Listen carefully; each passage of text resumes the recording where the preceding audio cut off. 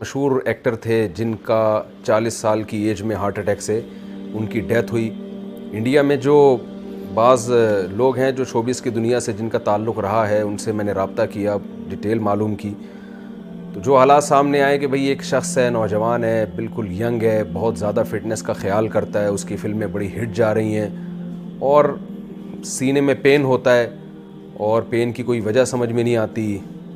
اس کی جو منگیتر ہے یا گرل فرینڈ ہے وہ اسے سلاتی ہے بستر پہ، اور ان کی جو گرل فرینڈ ہے اس کا بیان یہ ہے کہ صبح جب دیکھا گیا تو وہ مردہ حالت میں پایا گیا۔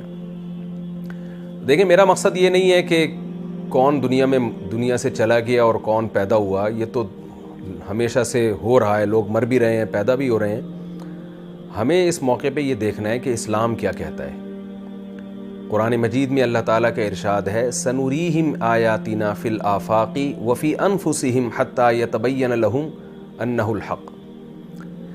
ہم ان کو نشانیاں دکھاتے رہیں گے ہمیشہ، خود اس کائنات میں بھی اور خود ان کی ذات کے اندر بھی نشانیاں دکھائیں گے۔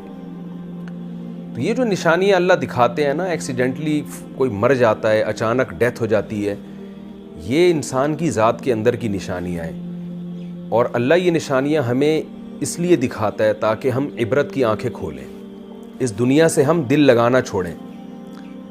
آپ سوچئے کوئی مشہور اداکار ہو اور وہ بھی انڈیا کا ہو، اور جس کو لاکھوں کروڑوں لوگ سنتے ہوں، جس کی فلمیں دیکھتے ہوں، جس کے گانے سنتے ہوں، اس نے کیا کچھ سوچا ہوا ہوتا ہے۔ 40 سال تو انسان کی ایسی ایج نہیں ہے، 40 سال میں تو پھل کھانے کا وقت شروع ہوتا ہے۔ آپ ساری زندگی محنت کرتے ہیں۔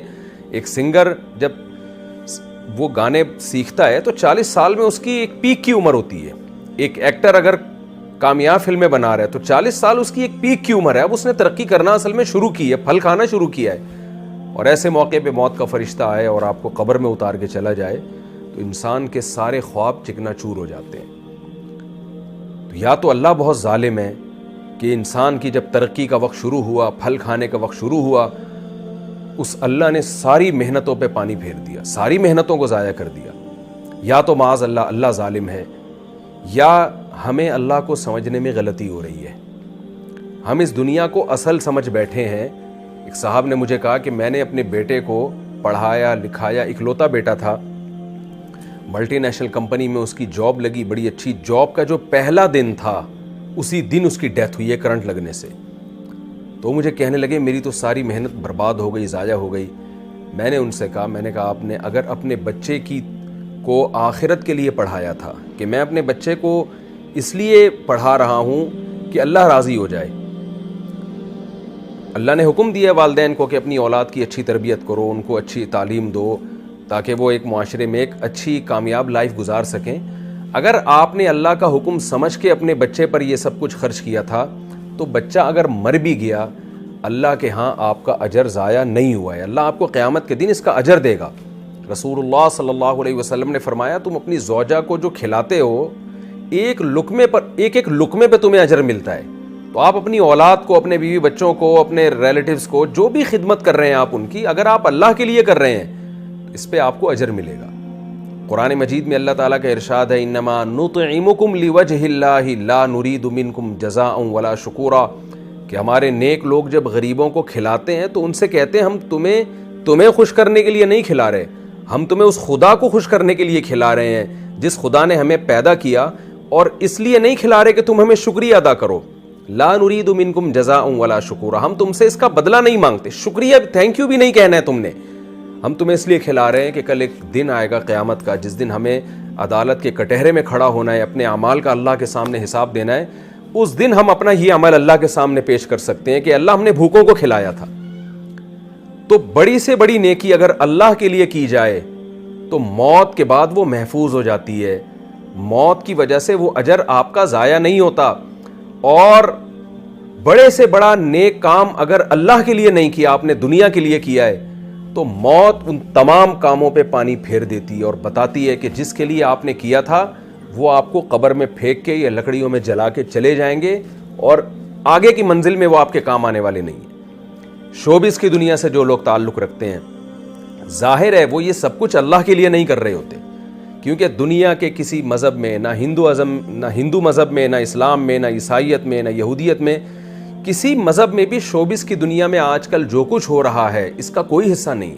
آپ نے کبھی کسی ہندو سے نہیں سنا ہوگا، ہندو پنڈت سے، کہ وہ یہ کہہ رہا ہو کہ ناچ گانوں سے اور اس طرح فلمیں بنا کے، ڈرامے بنا کے معاشرے میں بے حیائی کو پروموٹ کرنے سے بھگوان خوش ہوتا ہے۔ کبھی کسی ہندو سے بھی نہیں سنا ہوگا، کبھی کسی عیسائی سے نہیں سنا ہوگا کہ اللہ خوش ہوتا ہے، خدا خوش ہوتا ہے ایسے کاموں سے۔ کبھی کسی مسلمان سے نہیں سنا ہوگا، مسلمان اسکالر سے نہیں سنا ہوگا، عالم سے نہیں سنا ہوگا کہ ناچ گانوں میں اور اس طرح جس طرح آج کل فلموں میں لڑکیاں اپنے آپ کو ایکسپوز کر رہی ہیں اور جس طرح جو کچھ بے ہودگی معاشرے میں ان فلموں کے ذریعے پھیلائی گئی ہے، ایک خاندانی نظام ہمارا پورا تباہ ہو کے رہ گیا۔ یہ سب کچھ سے اللہ راضی ہوتا ہے۔ کبھی کسی مسلم اسکالر سے آپ نے نہیں سنا ہوگا۔ ساری دنیا کے تمام مذاہب ایک بات پر متفق ہیں کہ خدا بے حیائی کو پسند نہیں کرتا۔ تو شوبز کی دنیا میں جو لوگ بھی تعلق رکھتے ہیں انہیں یہ تو ذہن میں رکھ لینا چاہیے کہ آپ کے اس عمل کا آخرت میں اللہ کے ہاں کوئی حصہ نہیں ہے۔ دنیا آپ کے اس عمل سے خوش ہوتی ہے اور دنیا میں آپ کو اس کا بدلہ مل جاتا ہے، عزت کی صورت میں اور شہرت کی صورت میں، لیکن آنکھ بند ہوتے ہی آپ کی عزت ورلڈ ٹریڈ سینٹر کی طرح زمین بوس ہو جاتی ہے اور آپ کی ساری عزت ایک سیکنڈ میں، عزت بھی، دولت بھی، شہرت بھی ایک سیکنڈ میں ختم ہو جاتی ہے۔ تو کیوں نہ ایسے راستے کو اختیار کیا جائے جو موت کے بعد بھی چلتا رہے۔ رسول اللہ صلی اللہ علیہ وسلم نے فرمایا کہ جس نے درخت لگایا، دیکھیں میں 2 حدیثیں پیش کرتا ہوں آپ کے سامنے۔ ایک طرف حدیث میں آتا ہے ایک صحابی درخت لگا رہے تھے، آپ نے فرمایا یہ تو کئی سال کے بعد پھل دے گا، تمہیں کیا معلوم کہ تم اس وقت تک زندہ بھی رہو گے کہ نہیں رہو گے؟ یعنی اتنی دور کی سوچ رہے ہو اور پل کی خبر نہیں ہے۔ کہتے ہیں سامان 100 برس کا، پل کی خبر نہیں ہے، کل کا تمہیں پتہ نہیں ہے زندہ رہو گے، اور تم اتنے سال بعد کی سوچ رہے ہو، پتہ نہیں اس وقت تک تم زندہ رہو یا نہیں رہو۔ اس حدیث سے کیا پتہ چلتا ہے کہ آپ صلی اللہ علیہ وسلم جو اللہ کے میسنجر ہیں وہ درخت لگانے سے گویا روک رہے ہیں، اگر صرف یہی حدیث ہو ہمارے سامنے۔ لیکن دوسری حدیث میں آتا ہے، صحیح مسلم، بخاری صحیح مسلم کی حدیث ہے، آپ صلی اللہ علیہ وسلم نے فرمایا جس نے درخت لگایا اور مر گیا، کوئی نقصان کی بات نہیں ہے، خود پھل بے شک نہ بھی کھائے، نبی نے فرمایا کہ اگر جب تک اس درخت سے پرندے اور جانور بھی فائدہ اٹھائیں گے، انسان تو دور کی بات، جب تک اس سے پرندے اور جانور فائدہ اٹھائیں گے، آپ صلی اللہ علیہ وسلم نے فرمایا درخت لگانے والے کو اس کا ثواب ملتا رہے گا۔ اب آپ دیکھیں ایک حدیث میں درخت سے روکا جا رہا ہے، ایک میں درخت لگانے کی ترغیب دی جا رہی ہے۔ فرق کیا ہے؟ نیتوں کا فرق ہے۔ پہلے جب آپ درخت لگا رہے تھے آپ کا مقصد انسانیت کی خدمت نہیں، صرف اپنی خواہشات کو پورا کرنا، اور جب آپ دوبارہ درخت لگا رہے ہیں تو دوسری جو حدیث میں مثال دی ہے اس میں آپ کا مقصد اپنی خواہشات بھی لیکن انسانیت کی خدمت بھی۔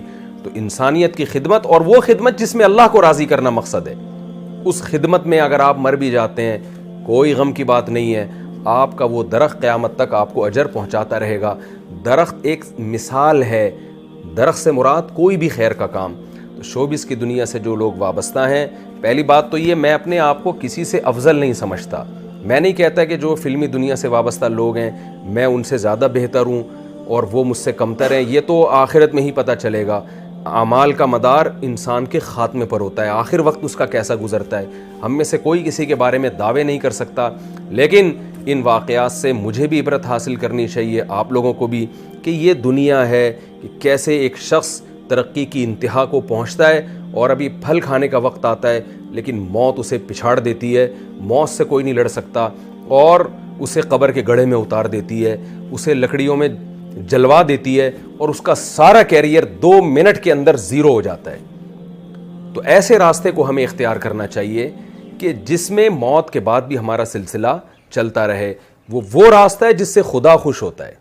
انسان تو دیکھیں زنا سے بھی خوش ہوتا ہے، انسان تو بدکاری سے، آپ چوری کر کے لا کے کسی کو پیسے دینا شروع کر دیں، جس کو آپ دیں گے وہ خوش ہوگا اس سے، لیکن برائی کو کبھی بھی معاشرے میں اس کی حوصلہ افزائی نہیں کی جا سکتی کہ لوگ اس سے خوش ہو رہے ہیں۔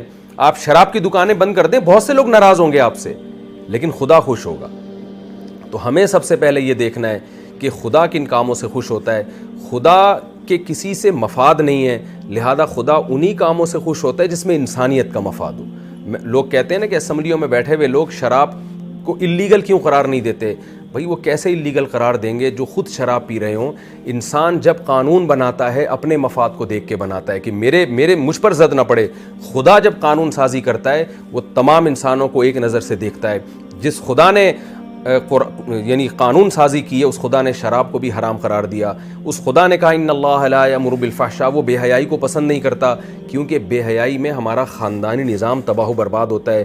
عورت کو لوگ بیوی بنا کے عزت کے ساتھ گھر لانے کے لیے تیار نہیں ہوتے، گرل فرینڈ بناتے ہیں، اس سے اپنی خواہش پوری کرتے ہیں، اور جب وہ استعمال کے قابل نہ رہے تو ٹیشو پیپر کی طرح اس کو نظر انداز کر دیا جاتا ہے، پھینک دیا جاتا ہے. تو اس میں عورت کا استحصال ہے. اور جب بے حیائی معاشرے میں نہیں ہوتی تو مرد عورت کو عزت کے ساتھ بیوی بنا کے لے کر آتا ہے، اس کے حقوق ادا کرتا ہے. شوبز کی دنیا سے جو وابستہ لوگ ہیں اور جس طرح سے ہمارے معاشرے میں ڈراموں اور فلموں کو فروغ دیا جا رہا ہے، اس سے معاشرے میں بے حیائی پھیل رہی ہے، اس سے معاشرے میں خیر نہیں پھیل رہی، اس سے فیملی سسٹم، خاندانی نظام تباہ و برباد ہو رہا ہے. تو اس لیے خاص طور پر شوبز کی دنیا سے وابستہ لوگ، ان کو عبرت حاصل کرنی چاہیے ان واقعات سے. کہ اب آپ بتائیے، ایک آدمی نے اپنی فٹنس کا بے انتہا خیال کیا. میں نے جو انڈیا میں بعض جن سے میری سلام دعا ہے، شوبز کی دنیا سے وابستہ رہے ہیں وہ لوگ، ان سے میں نے پوچھا، انہوں نے بتایا کہ یہ روزانہ ایکسرسائز کیا کرتے تھے، بہت زیادہ، یعنی ایک مثالی ان کی جو فٹنس تھی ایک مثالی تھی. کہیں سے بھی کوئی دور دور سے بھی یہ نہیں کہہ سکتا تھا کہ یہ شخص کوئی ہارٹ پیشنٹ ہو سکتا ہے. لیکن دیکھیں کیسے موت نے آ کے پنجے گاڑے ہیں اور سنبھلنے کا موقع نہیں دیا، اور کیسے موت نے جو ہے پچھاڑا ہے. کوئی بھی نہیں لڑ سکتا موت سے. یہ باتیں ہوتی ہیں کہ میں موت سے لڑ رہا ہوں اور میں یوں کر لوں گا، میں یوں کر لوں گا.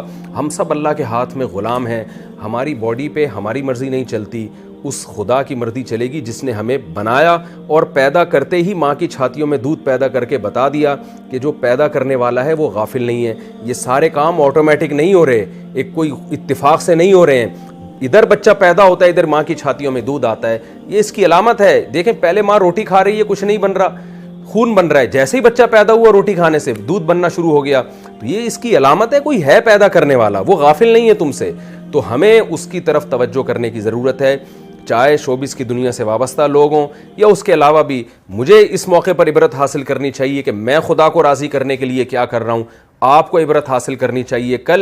آج ان کے ساتھ یہ ہوا، کل میرے اور آپ کے ساتھ بھی ہو سکتا ہے. یہ جتنے لوگ جو قبرستان میں دفن ہیں، ان میں کوئی بھی اپنی مرضی سے نہیں مرا ہوتا، سوائے ان لوگوں کے جنہوں نے خودکشیاں کی ہوتی ہیں. باقی سارے کوئی بھی اپنی مرضی سے نہیں مرا ہوتا.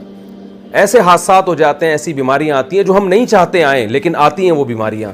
اور ہمیں فطرت یہ بتا رہی ہوتی ہے کہ تم پر تمہاری مرضی نہیں چلتی، بنانے والے کی مرضی چلتی ہے.